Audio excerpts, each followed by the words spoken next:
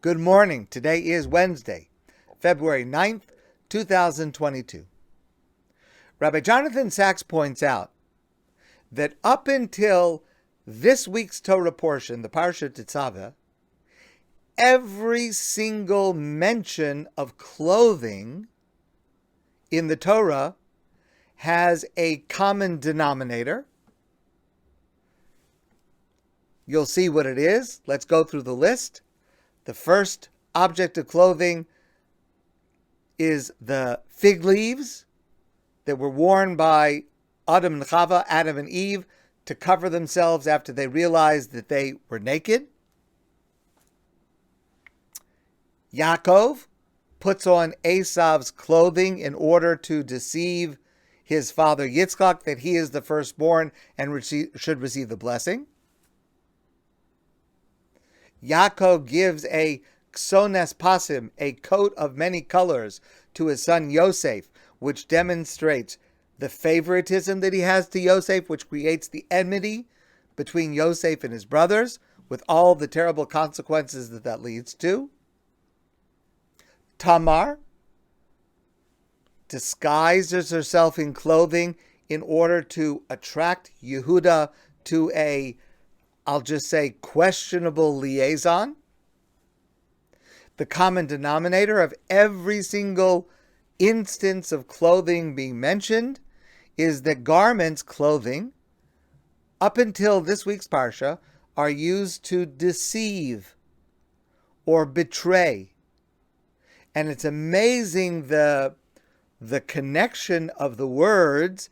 The Hebrew word for clothing is beged, a garment, which is the same word as bagadnu.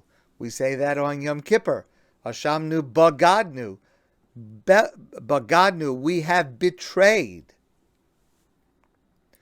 And Rabbi Sachs suggests that the reason for that connection and the negative connotations of every time clothing is mentioned is that Judaism is a religion of inwardness, not appearances. We emphasize character, inner qualities, not the formal dress of office, which is very often superficial. With that background, why is it in our Parsha this week, the Parsha of Tetzaveh, that God commands the bigdei kahuna, the garments of the Kohen, of every Kohen, and the Kohen Gadol? And we spoke a bit about this the other day. The magnificent, spectacular garments that would certainly arouse attention, attract attention and amazement at someone who sees the Kohen Gadol dressed in this manner, and about which the Torah itself in our Parsha says concerning the goal of these garments, lechavod ulesifares, for honor and for splendor. It would appear it's for the honor of the Kohen Gadol and the splendor of the Kohen Gadol. How does that fit in with our general understanding up until now to belittle clothing as superficial and misleading? I want to suggest to you that the meaning lechavod ulesifares, for honor and for splendor, means something different than we might think at first glance. Because remember, and we're going to discuss this much further in detail, remember that the Mishkan, at least in one very important way of understanding it, is a response to the Egel, the golden calf, even though the portions are written outside of chronological order. Again, we're going to come back to that subject later. But it's a response to the Egel, the golden calf. And at the root of that debacle, Moshe is the leader, and no one can take his place.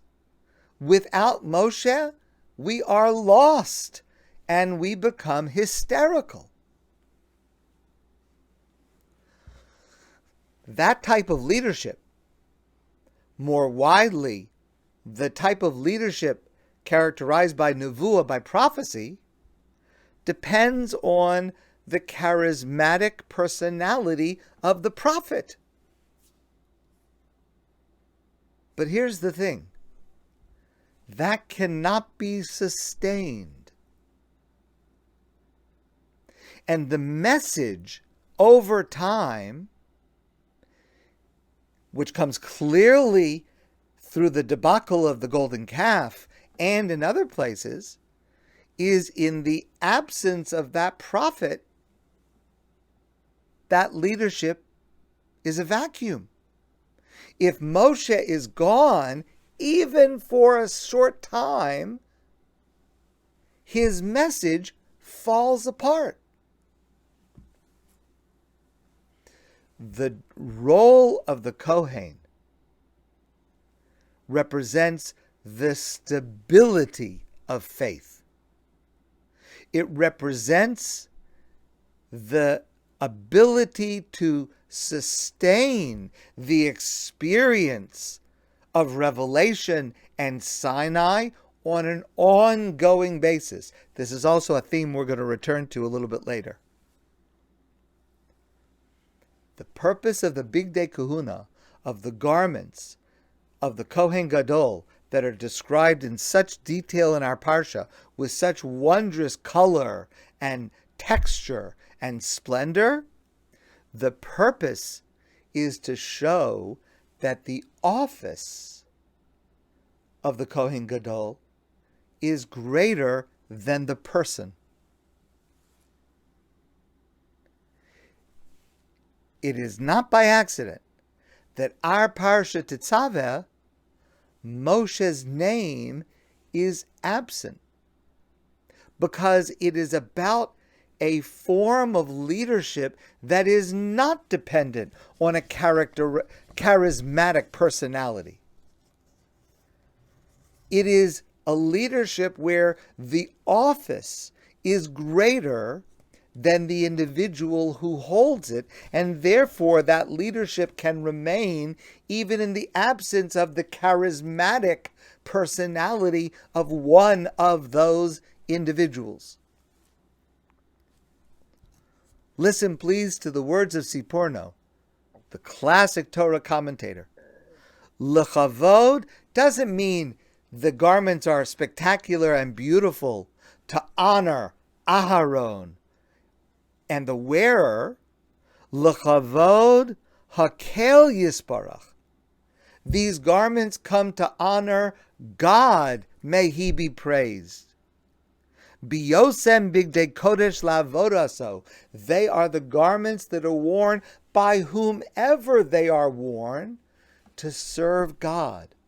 The office of acting in that role of serving God as a Kohen Gadol is what calls for these garments of splendor, and lend it armor and let it honor.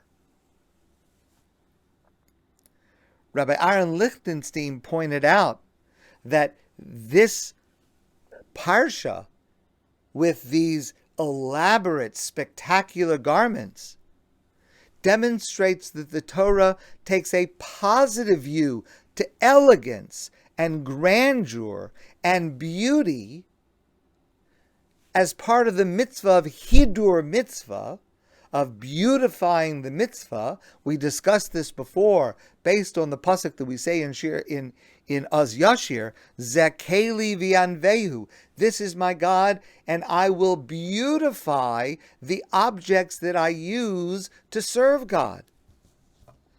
I'm not beautifying myself, says the Kohen Gadol.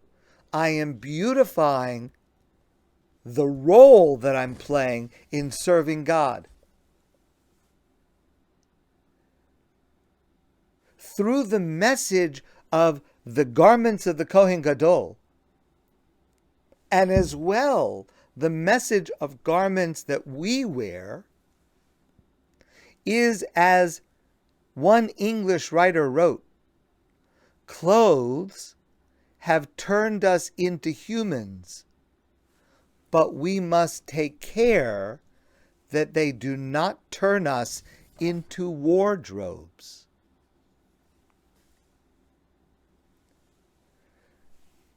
And lastly, the physical beauty and splendor is also context sensitive. It depends on the nature of what we do when we're wearing these garments. Please listen carefully to this incredible insight. The Rav Yosef Soloveitchik, was once asked the following question concerning an Israeli soldier who was working on repairing a tank. And he's covered in grime and soil. Does he need to change his garments before beginning to pray? Because just like the Kohen Gadol, who is wearing these exceptional garments when he is serving in his role as the high priest, we also should wear garments of honor that are appropriate before beginning to pray before God. Rav Yosef Soloveitchik answered, why would he need to change? He is also wearing the holy garments of Aharon, serving to defend and protect the Jewish people in the state of Israel. Those garments may be soiled, may be stained, but because of their role, because of what is being done by wearing them, they too are lechavod ulesifaras. They honor God, and they present splendor that the wearer is showing in his or her service to God. My friends, I want to wish you a wonderful day, and I look forward to seeing all of you soon in person.